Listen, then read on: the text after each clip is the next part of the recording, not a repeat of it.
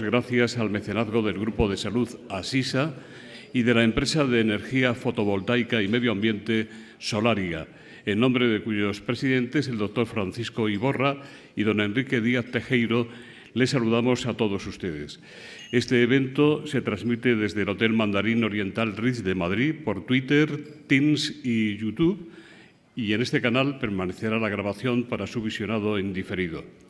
Hoy tenemos el honor de recibir en el Fórum Europa a don Manuel Pérez Sala, que preside el Círculo de Empresarios desde marzo de 2021, es decir, vivió desde esa atalaya una buena parte de los efectos del segundo año de la COVID-19 y del impacto post-pandemia.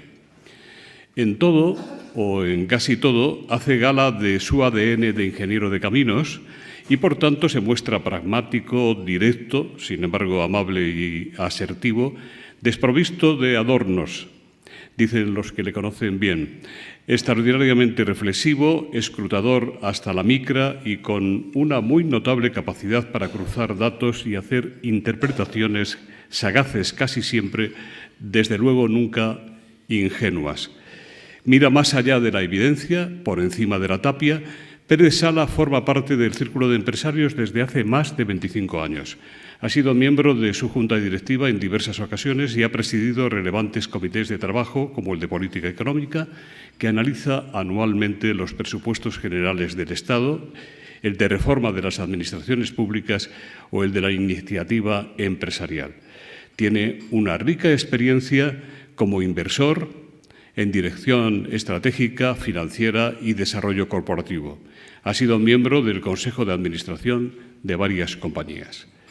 Pérez Sala ha aceptado con orgullo y con carácter propio el legado de sus antecesores en la presidencia del Círculo de Empresarios.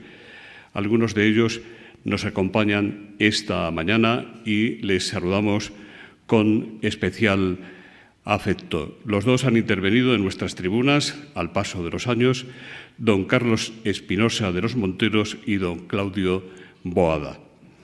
Les une con don Manuel Pérez Sala el mismo propósito de país, el compromiso de servicio a España. Yo invito al señor Pérez Sala a que suba a la tarima y vamos a conversar con él inmediatamente. Muchas gracias, don Manuel. Un tiempo para el saludo. ¿Cómo está usted? Muchas gracias, José Luis. Encantados de acompañarles hoy en esta sala. Y simplemente decir que, a pesar de los halagos que he recibido, solo me puedo definir como una persona curiosa. Y si mi curiosidad y mi capacidad para escudriñar algunos de los temas de actualidad les resulta de utilidad, me sentiré muy orgulloso y muy satisfecho hoy de estar con ustedes. Gracias. El pasado lunes, el Círculo de Empresarios publicó un manifiesto o una toma de posición, como le llaman ustedes, en defensa de las instituciones y de la libre empresa, que probablemente no haya gustado al Gobierno, que algunos empresarios consideran extremadamente duro, pero que a buen seguro representa lo que sienten y lo que piensan muchos ejecutivos empresariales del país. Por ejemplo, ustedes llaman la atención sobre la injerencia que desde el Gobierno de la Nación se viene ejerciendo sobre muchas instituciones. En su toma de posición, ustedes apuntan a que son habituales los ataques a las principales instituciones del Estado, ataques procedentes de determinados miembros del Gobierno de coalición, PSOE, Podemos, Izquierda Unida, contra la independencia del Poder Judicial y la Fiscalía General del Estado, el Defensor del Pueblo, el Banco de España, el CIS, el INE, la AIREF. ¿Se justifica entonces, en opinión del Círculo, que el índice de calidad democrática de nuestro país es uno de los que más ha retrocedido desde que gobierna la actual coalición, rebajándonos la revista The Economist la consideración de democracia plena a democracia deficiente? En resumen, presidente, ¿creen ustedes que nuestra democracia se encuentra en peligro, amenazada? Creemos que la democracia es un bien que debemos preservar. Y en absoluto nuestra democracia está garantizada. La democracia es algo que hay que cuidar todos los días. Y lo que estamos viendo en este momento es una falta de respeto por los principios que constituyen una democracia liberal. Principios que están basados en el Estado de Derecho, en el respeto al Estado de Derecho y en la independencia de los poderes que forman parte de nuestra estructura. La Constitución es un instrumento diseñado para proteger a los ciudadanos, no para proteger al Gobierno, y como consecuencia debe ser preservada como instrumento que garantice nuestra convivencia. ¿Qué estamos viendo? Lo que vemos es un Gobierno que quiere acaparar todas las cotas de poder. De hecho, si ustedes se fijan, el Real Decreto Ley, que es un instrumento que siempre han utilizado los gobiernos, en este caso se está utilizando de una forma absolutamente inusual. De esa forma se priva al Parlamento de su capacidad para discutir, reflexionar sobre las propuestas de ley. El Real Decreto Ley otorga al Gobierno la capacidad de inspirar y escribir las leyes y simplemente se negocia en el Congreso de los Diputados en 30 días quién apoya y quién no, prácticamente sin ningún debate y sin ningún tipo de reflexión.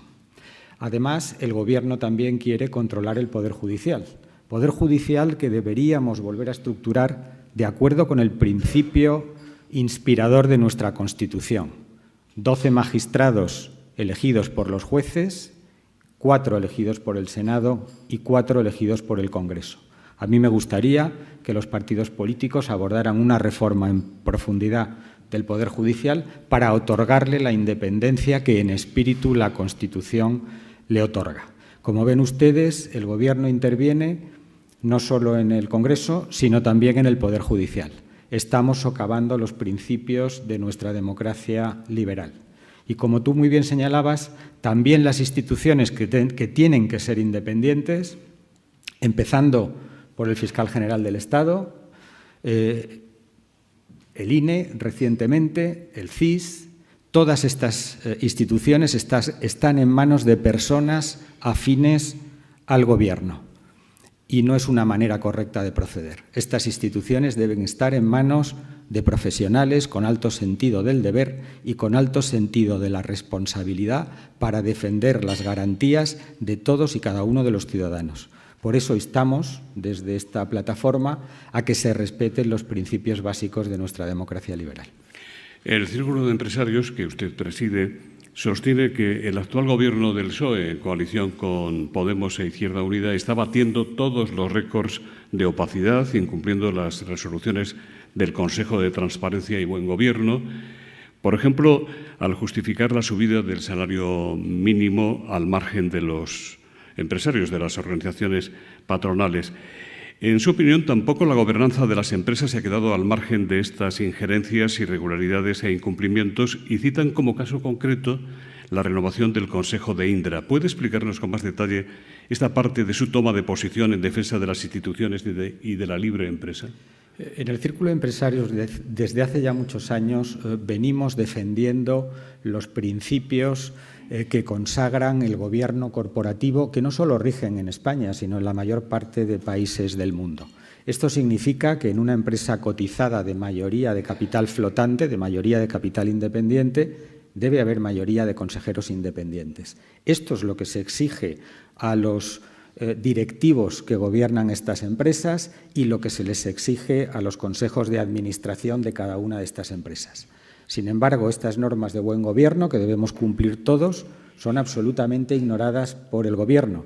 Y un caso muy característico ha sido el caso de Indra, donde el Gobierno, con una minoría cualificada, pero con una minoría, ha tomado el control del Consejo de Administración, utilizando unas técnicas que hubieran sido absolutamente reprobables si las hubiera llevado a cabo una compañía privada para hacerse con el control del Consejo de la compañía.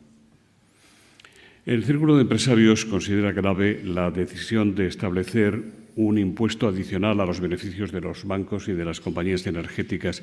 Ustedes critican que el Gobierno haya recurrido a la argucia legal de tramitarlo como proposición de ley y no como proyecto, evitando así los trámites propios a costa de la calidad normativa y de la seguridad jurídica, valorada muy negativamente por sus afiliados, que consideran que el deterioro de la seguridad jurídica es un serio obstáculo para la competitividad de las empresas españolas.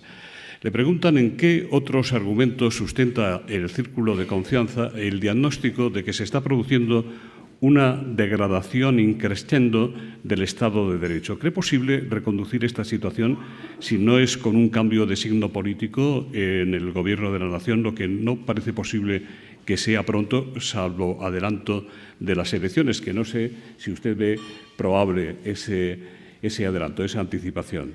Como ya sabes, José Luis, el Círculo de Empresarios, zapatero a tus zapatos, se dedica a hacer diagnósticos y a dar comentarios sobre la situación económica.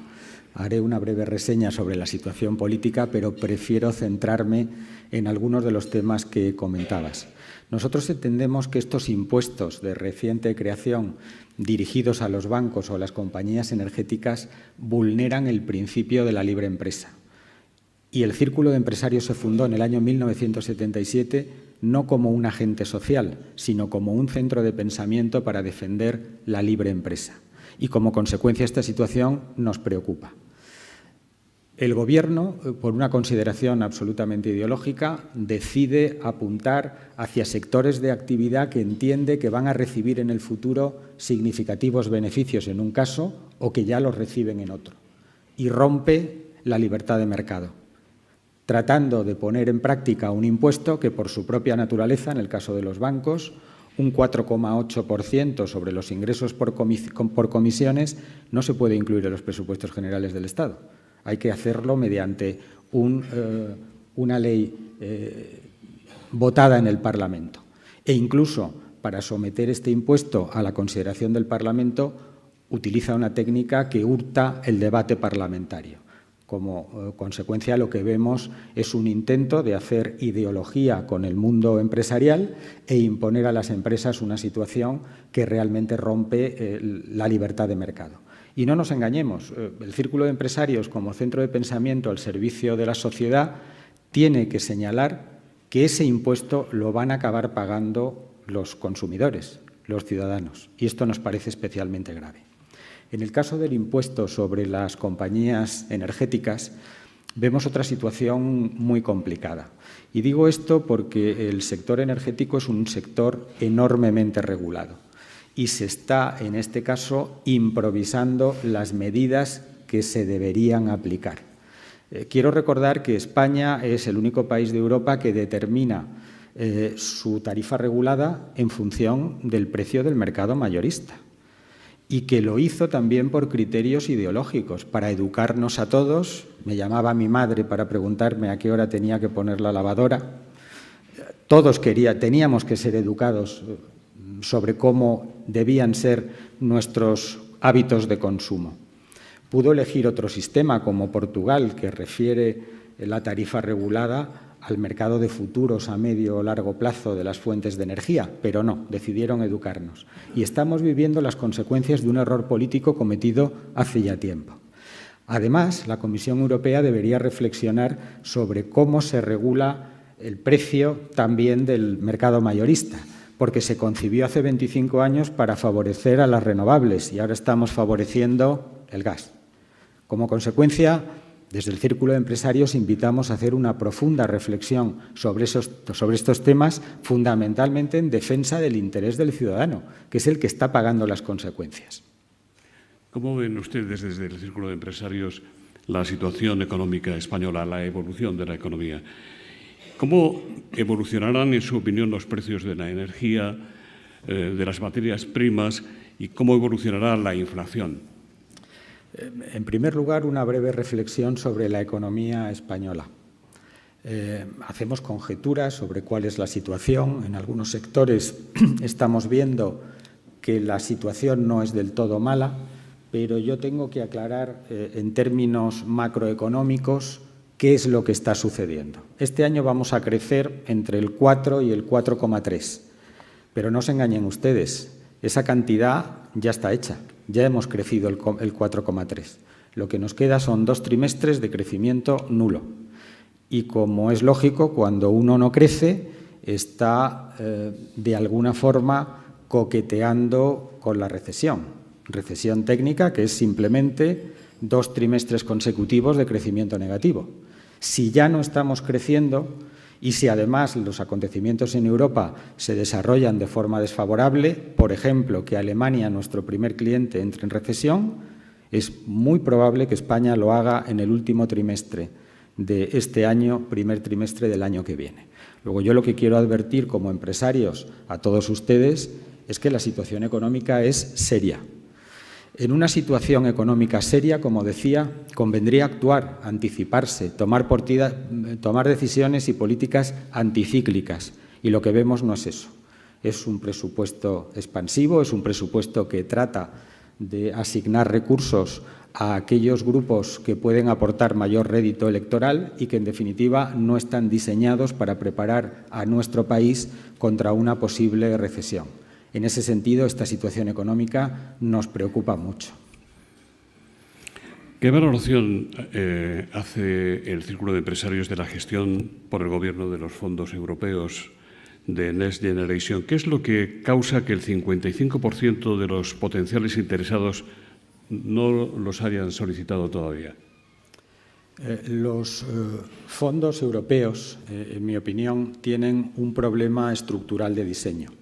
Cuando se concedieron a España la nada desdeñable cantidad de 140.000 millones de euros, ahora incrementada porque somos el socio europeo en peor situación, es decir, aquel socio europeo que más está tardando en recuperarse de la pandemia, cuando nos asignaron, como decía, esos 140.000 millones, abogamos por la creación de una agencia independiente.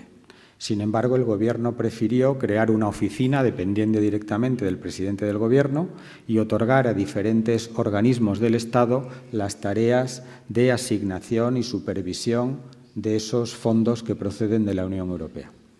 El resultado es burocracia y más desacople entre la economía real y la economía pública. ¿Y qué es lo que estamos viendo? Que los fondos, si llegan, están llegando a las cuentas o de la Administración Central del Estado o de las comunidades autónomas, pero no llegan al empresario. De hecho, en lo que va de año, estimamos que solamente un 16% de los fondos que han llegado a España han llegado finalmente al mundo empresarial. Y esto es muy preocupante, porque solamente se puede trasladar el efecto de la aplicación de esos fondos cuando esos fondos se aplican, no cuando se contabilizan en una cuenta y se pasan de una cuenta corriente de una administración a la de una agencia o la de una comunidad autónoma, sin que haya criterios claros de asignación y supervisión en la ejecución de fondos. Con lo cual vemos que hay un problema estructural que no tiene solución. Es decir, estos fondos irán lentos y se aplicarán parcialmente. Dudamos mucho que se apliquen en su totalidad. Adicionalmente, comentabas que, según nuestra encuesta, más de un 50% de los empresarios no han solicitado los fondos. Quiero aclarar que muchos de ellos no los han solicitado porque no pueden.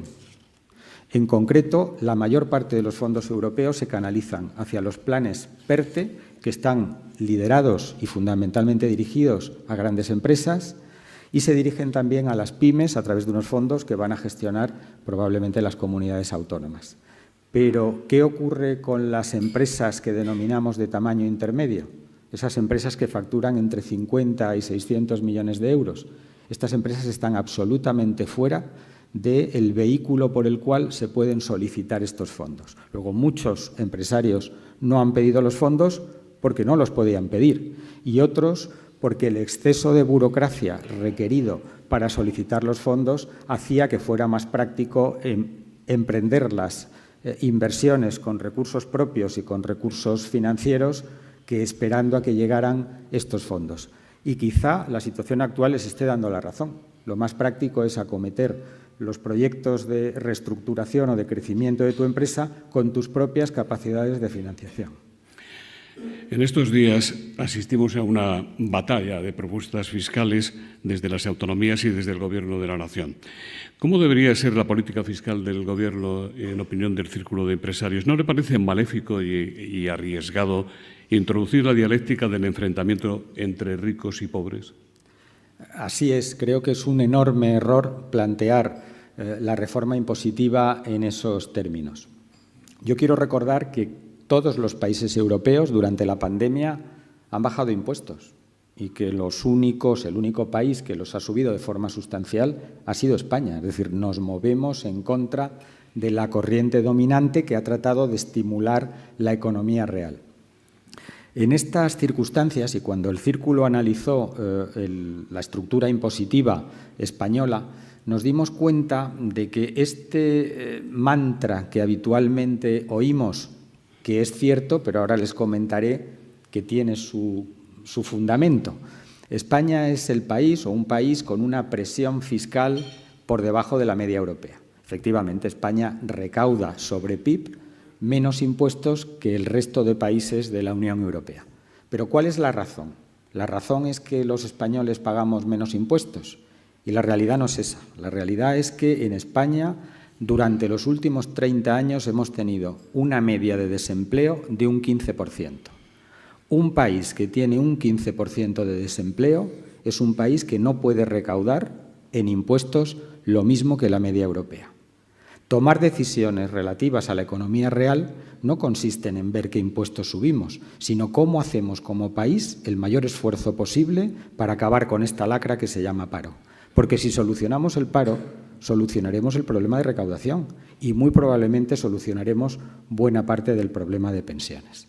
Pero como cuando alguien no quiere abordar un problema o tiene un problema difícil que resolver, uno de los sistemas, uno de los mecanismos más habituales para, de alguna manera, distraer la opinión pública es buscar un enemigo, pues buscamos un enemigo fácil, ricos, empresarios, empresas, y en ese juego de buscar enemigos imaginarios estamos, cuando realmente quienes contribuyen realmente a la creación de riqueza y de valor y los que dan la posibilidad de repartir con el lícito juego de los impuestos esa riqueza entre todos los ciudadanos son los empresarios.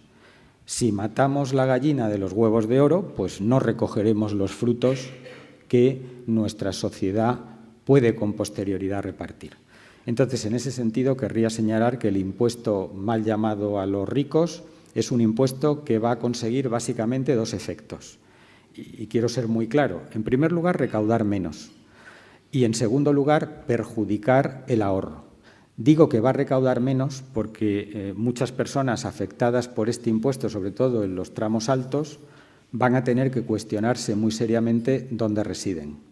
Y como en ningún país de la Unión Europea hay un impuesto de patrimonio y menos un impuesto como el que se pretende aprobar ahora, lo tienen muy fácil, pueden residir donde quieran. Y tenemos a Portugal muy cerca, que es un ejemplo. ¿Qué efecto produce el traslado de personas de alto patrimonio a otro país de la Unión Europea? Esas personas dejan de pagar IVA, dejan de contribuir con su inversión al crecimiento de su país y lo hacen en otro país. Pero es que la pérdida de recaudación por el traslado de estas personas es muy superior al impuesto o a la hipotética recaudación del impuesto de patrimonio. Y por otro lado, en el tramo más bajo estamos perjudicando el ahorro. Hay muchos ciudadanos que han trabajado durante toda su vida para comprarse una vivienda, para tener incluso una segunda vivienda y ahorrar algo de dinero para que puedan tener una jubilación tranquila. Pues esas personas también se van a ver afectados y, como explicaba el otro día en otro foro, si una persona que se jubile va a cobrar 30.000 euros de pensión de la Seguridad Social neta y tiene que pagar 50.000 euros por impuesto de grandes fortunas, pues se le está incautando su pensión y parte de sus ahorros. Y esto entra directamente en el terreno de los impuestos confiscatorios, que están directamente prohibidos por nuestra Constitución. Con lo cual, a este impuesto le auguro una pérdida de recaudación en otros impuestos y un alto grado de conflictividad en los tribunales si se llega a aprobar de forma definitiva. ¿Qué análisis puede hacernos usted de la competitividad en España y de sus obstáculos, entre los que se encuentra la carga regulatoria, la calidad institucional y, ya hablábamos antes, de la falta de seguridad jurídica? Dos reflexiones. La primera sobre la situación de la economía española y cómo no se ha recuperado todavía la competitividad de la economía, la competitividad que teníamos a finales del 2019. A pesar de que en los medios de comunicación vemos frecuentemente el titular de que ya hemos recuperado el nivel de empleo o incluso que hemos superado el nivel de empleo previo a la pandemia, eso es cierto en número de contratos, con un número de contratos a tiempo parcial, fijos discontinuos, de menor calidad de los que teníamos antes. Sí es verdad que hemos recuperado el nivel prepandemia en horas trabajadas, pero desde que se aprobó la reforma laboral, las horas trabajadas en España están absolutamente estancadas. Es decir, la contribución del trabajo a la economía está absolutamente estancada. Y eso es un problema de competitividad. Y además hemos igualado el número de personas trabajadas a los que había antes de la pandemia con el incremento de 200.000 personas en el sector público, hecho que nos lleva a niveles de productividad sustancialmente inferiores a los que teníamos en la pandemia, antes de la pandemia. Como ven ustedes, es una situación complicada.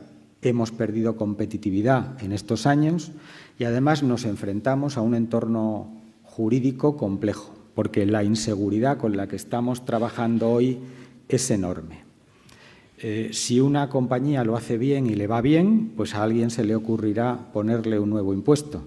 Si una compañía gana dinero, pues habrá que subirle la contribución por la vía que sea. Si un empleado está en mejor situación, pues habrá que subirle las cotizaciones sociales o el IRPF. Y subir el IRPF, por ejemplo, es no deflactar la tarifa. En definitiva, por un mecanismo o por otro, hemos perdido competitividad y vivimos en un entorno de gran inseguridad jurídica, porque no sabemos lo que nos espera. Y en lugar de hacer como han hecho otros países, que es de forma responsable combatir las causas que originan la situación en la que vivimos, pues creo que en este momento, y así contesto a la pregunta política que me hiciste hace un rato, estamos viendo cómo nuestro Gobierno se dedica a hacer políticas con los presupuestos generales del Estado, populistas y que buscan simplemente recoger votos para mejorar su posición electoral. Y lo hacen en perjuicio del interés de la mayoría de los ciudadanos españoles, aunque los presupuestos se vistan de solidarios. Son realmente los más insolidarios intergeneracionalmente. ¿Ya conoce usted los presupuestos en líneas generales que se presentaron ayer en el Congreso? Hemos leído muy brevemente la presentación que se hizo en el Consejo de Ministros que aprobó la remisión del libro amarillo al Congreso, pero todavía no hemos podido analizar el libro amarillo. ¿Qué pálpito tienen ustedes? Nos parece que son unos presupuestos, como decía, insolidarios en la medida en que favorecen a un grupo de ciudadanos sobre otros, favorecen a los pensionistas con relación a los jóvenes, no solucionan los grandes problemas estructurales que tiene nuestro país y multiplican el gasto porque parece que la única política posible es gastar más y más. Y sobre todo adolecen de algo fundamental, y es que no hay ninguna reflexión en esos presupuestos sobre la racionalización del gasto público en términos de eficiencia y de eficacia. Y eso nos preocupa mucho porque como empresarios nuestra vida está asociada a hacer en el seno de nuestras empresas las cosas cada día mejor para ofrecer mejores productos y servicios. El Estado y el Gobierno en particular solo se encargan de recaudar más y más, pero derrochan y no se ocupan en absoluto de la gestión del gasto público. ¿Cuáles son, señor Pérez Sala, las principales reformas prioritarias que deberían hacerse y que están pendientes? Yo creo que están pendientes todas, porque la mal llamada reforma laboral, que es una mini contrarreforma, realmente lo que hizo fue devolver a sindicatos y a COE la negociación colectiva cuando estaba esa negociación en el seno de las empresas, reforma de la que nos vamos a arrepentir ahora si nos encontrásemos en una situación de recesión en pocos meses, porque privaríamos a las empresas de su capacidad de negociación en función de su situación real. Y además trata de acabar con la temporalidad con unos contratos fijos discontinuos que nos han hecho perder la perspectiva real sobre el empleo. Queda pendiente una reforma laboral basada en equiparar las condiciones de trabajo a las que existen en otros países europeos y, sobre todo, aplicar algo que sería muy bueno para la economía española, que es la mochila austríaca. Además de la reforma laboral, queda pendiente una reforma fiscal en profundidad pero una reforma que reparta la carga de forma más equitativa, basándonos no en el enfrentamiento de unos y de otros, sino buscando el crecimiento y el empleo. Tenemos que reformar también el sistema de pensiones. Recordemos que lo que ha hecho hasta ahora el Gobierno ha sido subir las cotizaciones y subir las cotizaciones, y lo que necesitamos es una reforma integral. El Círculo ha propuesto la adopción de un sistema de cuentas nocionales con el retraso de la edad de jubilación como único mecanismo para adaptar nuestro sistema de pensiones a un aumento significativo, afortunadamente, de la esperanza de vida de los españoles. Y nos queda además esa reforma que apuntaba hace un rato de las administraciones públicas y, sobre todo, una gran reforma, un gran pacto de Estado sobre la educación, que es esencial para que nuestro país vuelva a recuperar el pulso de crecimiento, de innovación y de competitividad que necesita. Sobre ese tema de la educación hay varias preguntas. Alfonso Jiménez, de ESSEC Avenue, dice: ¿qué posición tiene el Círculo respecto a la reforma del sistema educativo? Un sistema, dice Alfonso, diseñado de espaldas al mercado laboral. Amado Lorenzo dice: ¿qué contribuciones realiza el Círculo para salir de la clasificación del país con el menor índice de formación de nuestros jóvenes, que produce desempleo? Y Eugenio Prieto dice: la educación de nuestros jóvenes es farolillo rojo en la OCDE y nuestro paro juvenil desbocado. ¿Cómo ve que los medios de comunicación no insistan más en esta situación y que el Gobierno esté a otras cosas? La clave de la competitividad de un país está en la educación de sus ciudadanos. Si no hacemos políticas públicas que fomenten una educación de calidad, España no podrá competir con otros muchos países del mundo que sí se están tomando en serio esta cuestión. El Círculo de Empresarios ha hecho trabajos en el pasado muy interesantes que ponen de manifiesto los déficits de formación de la sociedad española y su falta de capacitación para el empleo. Por ejemplo, las cifras que tenemos en España de personas con titulación de formación profesional son alarmantes con relación a la formación que reciben los ciudadanos alemanes, por ejemplo, donde un 50% de los ciudadanos recibe formación profesional dual.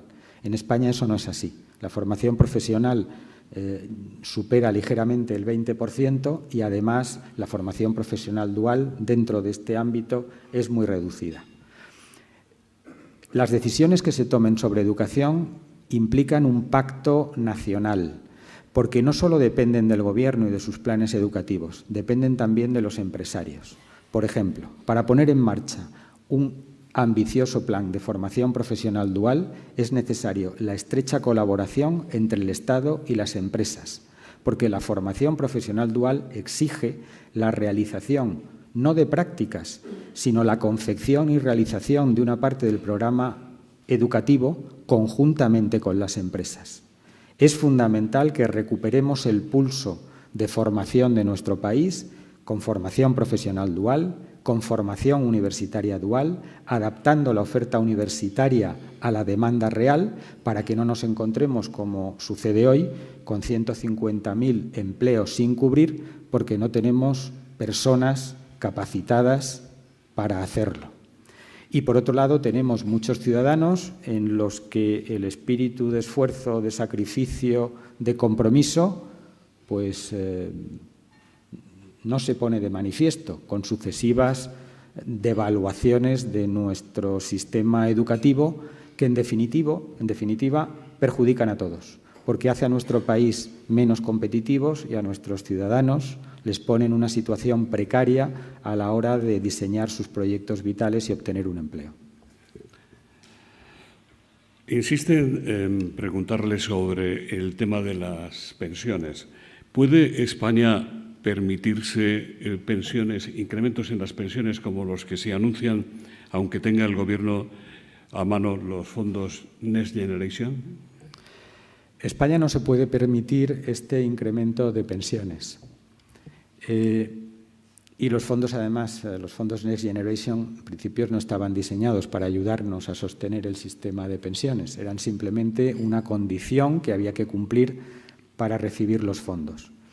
Pero quiero señalar que el sistema de pensiones, para poder equilibrarlo sin subidas, implicaría equilibrar el conjunto de contribuciones, el conjunto de cotizaciones de los ciudadanos con las percepciones, las pensiones a las que tienen derecho cuando se jubile. Como las pensiones a las que tienen derecho dependen de su esperanza de vida y hay que poner en relación las pensiones con la esperanza de vida de los pensionistas con las cotizaciones a lo largo de su vida laboral, llegamos a la conclusión de que para equilibrar el actual sistema de pensiones en términos de cuantía de la pensión, habría que incrementar la edad de jubilación alrededor de los 70 años. Yo entiendo que esto no se vende comercialmente muy bien, ni en el contexto de una campaña electoral, pero es la realidad, la cruda realidad que nos ofrecen las matemáticas. Entonces, en ese sentido, tenemos que empezar a difundir la idea de que hay que retrasar la edad de jubilación como único mecanismo para poder defender el nivel de pensiones actual.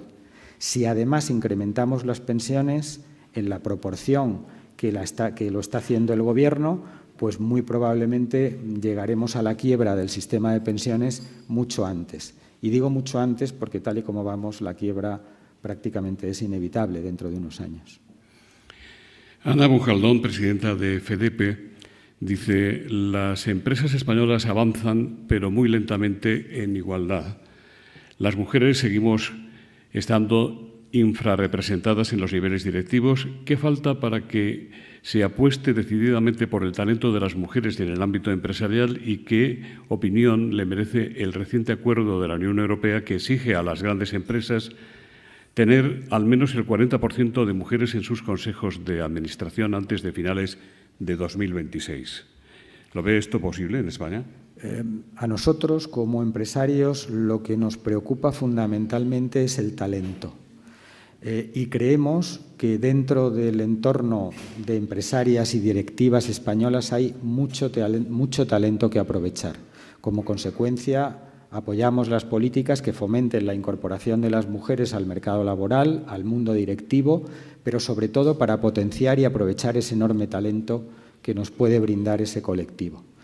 Sí tengo que decir que el incremento de número de mujeres en el Consejo de Administración de las empresas españolas es algo que nos llevará unos años, no por cuestión de falta de voluntad. De hecho, hoy el 90% de los consejeros independientes que se incorporan a los consejos de administración son mujeres. Pero quiero recordar que el mandato de los consejeros oscila entre los 7 y 9 años y, como consecuencia, su sustitución implica que se produzca una vacante. Al ritmo del 90% de contratación de mujeres como consejeros independientes, al ritmo actual, es posible que a finales del 2026 no lleguemos, pero estoy seguro que si no es a final del 2026 será muy poco más tarde. Pero insisto, lo que tenemos que hacer es aprovechar el talento, que ningún talento que pueda contribuir sustancialmente a la creación de valor en las empresas se pierda. Y sobre todo en la sociedad, romper esos tabúes que han impedido que las mujeres lleguen a los puestos de dirección o a los puestos ejecutivos, porque en definitiva nos estamos privando de un talento muy valioso. Jorge Velaya le pregunta ¿qué le parece el uso de la propaganda y la habilidad del Gobierno para desviar la atención de la opinión pública de temas importantes hacia temas como, por ejemplo, el intercambio de mensajes entre dos colegios mayores, uno de hombres y otro de mujeres? ¿Qué opina sobre el comportamiento, le preguntan también, de las empresas de comunicación televisivas y su descarado apoyo al Gobierno? Sobre el primer asunto diré que me parece mal y como no quiero hacer ningún comentario más porque me parece que sería dar pie a que esta noticia irrelevante oculte el debate de presupuestos o el debate sobre los impuestos o el debate sobre otras cuestiones, pues prefiero decir simplemente que me parece mal. Y sobre la segunda pregunta que me hacías, perdona. Sí, el compromiso de las televisiones privadas y públicas hacia el Gobierno. Yo querría que en los medios de comunicación aumentase el espíritu crítico, porque lo que tenemos es un importante seguidismo sobre las políticas del Gobierno y una situación en la cual algunos medios de comunicación necesitados de determinadas fuentes de financiación que proceden del sector público pues profundizan en ese seguidismo. A mí me gustaría una empresa independiente, un cuarto poder, que fuera capaz de criticar de forma constructiva. No tratamos de criticar a quien no lo merezca, pero que critique de forma constructiva las malas ideas y haga valer la voz de aquellos que tienen alternativas que puedan ser más interesantes para el conjunto de la sociedad española. El Círculo de Empresarios se ha confesado neutral políticamente, usted lo ha reiterado esta mañana, pero como hemos visto en este evento no ocultan ustedes las críticas al Gobierno de izquierdas porque, en su opinión, atenta a la libertad de empresa y compromete la viabilidad económica del Estado. Y Lidia Aguilera, por el chat de Teams, le pregunta qué esperanzas, qué expectativas tienen ustedes en que sea mejor un gobierno de coalición Partido Popular Vox, por el que apuestan casi todas las encuestas que se publican estos días. Y Santiago Velasco le pregunta si no cree usted que deberíamos desdramatizar que el Partido Popular se ayude de Vox para formar gobierno.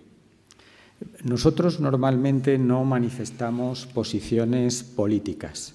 Lo que hacemos es criticar de forma constructiva determinadas políticas gubernamentales que puedan perjudicar el conjunto de la economía española o que puedan perjudicar a sus ciudadanos.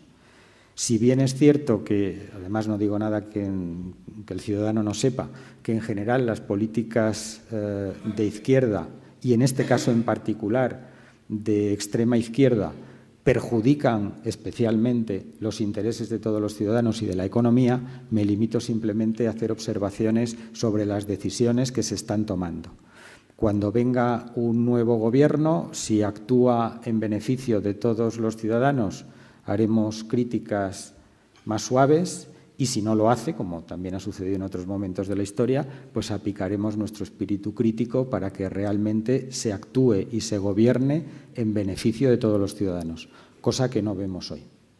Mario Armero le pregunta qué opina del asentismo en varios sectores superior al 6%. Parece que no se puede hablar de ello. Es cierto, el asentismo laboral en algunos sectores es muy alto. Y esto daña la competitividad de las empresas españolas. Quiero recordar que un tercio de la balanza de pagos, un tercio de nuestro Producto Interior Bruto procede de la actividad de las empresas españolas en el exterior, de su actividad comercial. Y para competir con otros países hay que tener pues, un nivel de competitividad parecido al de otros países. Con lo cual yo creo que debería hablarse de todo, incluido del absentismo, porque es una lacra para la competitividad de las empresas españolas. Antes de darle a usted el último turno para sus mensajes y reflexiones finales, quiero darle, como habitualmente hacemos, la palabra a don Jaime Ortiz Olmeda, director comercial y de marketing de Asisa, para que en nombre de esa entidad y del otro mecenas que hace posible el Fórum Europa, Solaria, intervenga como cierre. Muchas gracias, José Luis. Yo solo quiero felicitar a nuestro ponente porque nos ha hecho unas reflexiones muy interesantes acerca de la situación española y de la visión del Círculo de Empresarios que bueno, nos ha despertado, por lo menos a mí, interesantes reflexiones que nos harán pensar a lo largo del día. Y agradecerles a todos que nos hayan acompañado y que estén con nosotros en el foro de Nueva Economía Forum. Nada más. Muchas gracias a todos.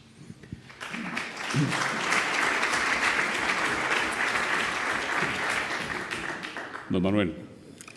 Pues muchas gracias, José Luis. Agradecer a todos los presentes que hayan acudido a esta convocatoria de Nueva Economía Forum y recordarles que el Círculo de Empresarios, como centro de pensamiento, está a su servicio y al de toda la sociedad para generar ideas que generen a su vez prosperidad.